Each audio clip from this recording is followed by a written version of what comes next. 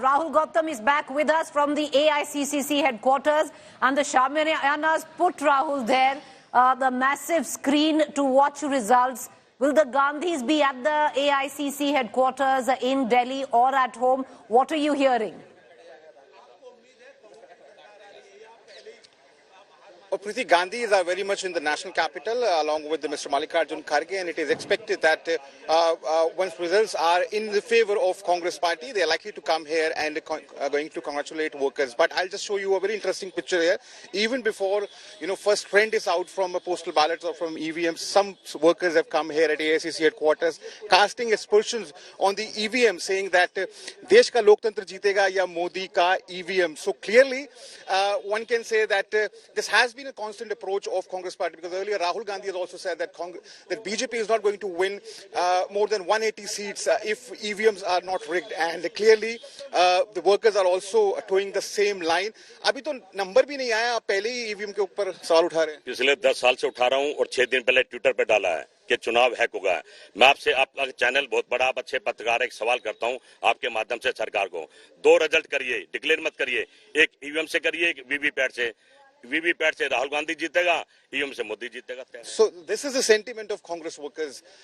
In fact, Congress has requested ECI also to go as per the Supreme Court recommendations and count VVPAT slips when it comes to counting, and a control room has also been set up by Congress party just to overview the entire counting exercise all over the country. Workers have been asked to send videos wherever they find any malpractice happening, and clearly this is the sentiment as far as Congress workers are concerned. They are not very sure about the entire process that has been undertaken. We've heard Digvijay Singh, senior member of the Congress party, earlier also when party had lost in Madhya Pradesh Assembly. At that point of time also he raised questions over the credibility of EVM. So clearly, as far as Congress party is concerned, they are still maintaining the momentum that they're going to get 295 seats. Not one seat less than this number if the elections are not rigged. That's what they are saying, that this is the Janta ka poll, that this is the ground feedback that they have got, and therefore Rahul Gautam, right now, of course, the EVMs being questioned even before the first result is out, but of course the first result is already out. What you see on your television screen, the NDA starting at 1 because of what went down in Surat, where the Congress candidate and all independents pulled back their candidature. So the NDA, rather the BJP, starting off even before the postal ballots are opened on the score of 1. But Rahul, I want to bring you in. Tell us the behind the scenes, what really happened yesterday. I believe there were lots of conversations, Zoom calls. You had a Jairam Ramesh speak to DK Shiv Kumar. You had a Mallikarjun Kharge, Rahul Gandhi speak to Siddaramaiah on what's going on in Karnataka. Each unit of their states where they have hope in, their account was taken, whether it tallies with the exit poll. Yes. Give us more. Well, yesterday, Mallikarjun Kharge, Congress president, held conversations with all the general secretaries and all the senior members of the Congress party to ensure that the counting process, remain sacred. In fact, they've asked all the Congress workers to go at the counting centers, keep a tight vigil over them. Apart from this, calls were also made to alliance partners. We've been informed that at least 3 important alliance leaders have been asked to stay put here in the national capital. And apart from this, the other members of the India Alliance have been asked to come to the national capital once the results are out. In fact, Jairam Ramesh also tweeted this, that once results are out, all the alliance partners are going to meet possibly on 5th to decide upon the further strategy. In fact, this is what we got from our sources, that Congress party is given the fact that they are very confident about the numbers. They are also, planning to move, come together and move fast once the numbers are out, and if at all they are in favor, to go and meet President. So clearly there are many things that happened yesterday. There is a constant, connect which has been maintained by Congress President office with all the alliance partners, okay. Mallikarjun Kharge, with the other members of the Congress party, and just to ensure that the counting process remains unhindered, so that the sanctity, this is what the Congress party is saying, that the sanctity of the counting process remains sacred and untouched. So clearly that's the main focus point that that happened yesterday. A letter has been issued by Mallikarjun Kharge to all the members to go to the counting centers, stay put up there, maintain a tight vigil. Same thing happened with KC Venugopal. He was also in constant touch. So clearly, as far as counting process is concerned, this is the main focus. And once results are out, there's going to be a meeting of India Alliance partners here at the national capital to chalk out further strategy. And the same thing is happening in Lucknow, isn't it, Abhishek? I want to bring you in as well. The standing instructions from the team of Akhilesh, where counting centers are concerned, very similar to what Rahul Gautam just told us from the Congress's side. Well, Preeti, I'm in Varanasi today, so we do understand, this is going to be the political capital today. But coming back to your question, indeed, yes, Samajwadi Party Chief Akhilesh Yadav has given clear instructions to the cadre, to the workers, to be active on the ground today. On every counting station, their presence is very much required.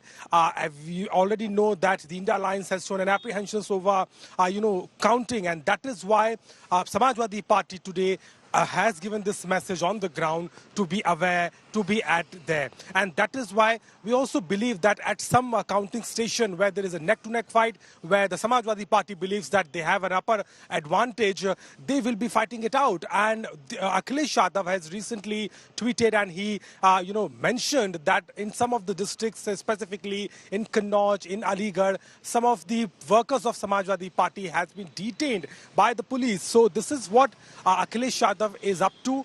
But their presence, in a way, we have seen for the first time that how opposition, firstly they were talking about the EVMs, now they're talking about, apprehensions over the counting system. And this has given a clear message on the ground with the workers that they have to be attentive. We've also seen that how throughout this election campaigning, Rahul Gandhi and Akhilesh Yadav, being the two faces in Uttar Pradesh, were constantly targeting how the BJP is losing the ground in Uttar Pradesh, which has given them a big mileage in 2014 and 19 with their own issues. But this time, because the exit poll and, the predictions as far as the exit polls are concerned, they're again shifting towards a big mandate for the BJP. And this time, if this doesn't work out for the opposition, the combination of Congress and the Samajwadi Party doesn't work out, that again is going to be a very, problematic situation. BSP, if I talk about, is already fading out. We certainly expect them not to get any number of seats. Probably between 0 to 3 is what the predictions are there.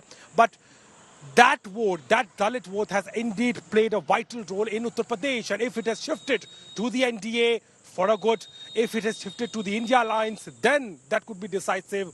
But today, the political scenario in Uttar Pradesh is this, that opposition, specifically Samajwadi Party, is, making severe allegations on the counting.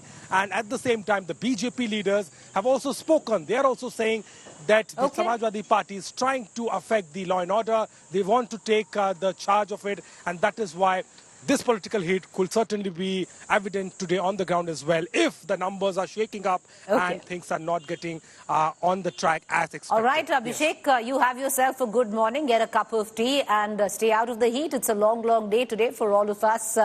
You don't know when it'll all end. If it's a clean sweep by the NDA and the BJP, we should know by early afternoon. But trust India Today to get you the latest. Cut across directly. Joining me is Pramod from Chennai, Tamil Nadu. Pramod, all eyes on Tamil Nadu. Will the BJP make inroads? And if so, what will be the translation of the vote share into seats? Well, Preeti, we can definitely say it's going to be like a really good day for Tamil Nadu, because we've been waiting since April 19th for the results to be declared. In fact, I'm standing in front of DMK headquarters, and we don't see much celebrations over here. But given just 5 or 10 minutes, this entire place can change into a huge celebratory event as well. But it looks like DMK is fully confident that they are going to have a clean sweep, just like in 2019. AIDMK is definitely not claiming that they will not allow it, because they believe that they will actually get 8 seats, which is again, which is not what the exit polls have predicted. However, just like you mentioned, it looks like the fight's going to be between AIDMK and BJP as to who's going to get the major vote share. BJP is completely banking on PMK and and AMMK along with Anna Malay's face value in the state. So all these things, we'll start getting the results around like 11 a.m. or 12 a.m. itself. We will know the trend, Preeti. All right, Pramod, appreciate you joining us. We'll know the trends by about 10, 11 a.m. and trust only India today to get you the fastest, most accurate results right here on the network. Will history be scripted by Prime Minister Modi today? Well, we'll know as this day ends.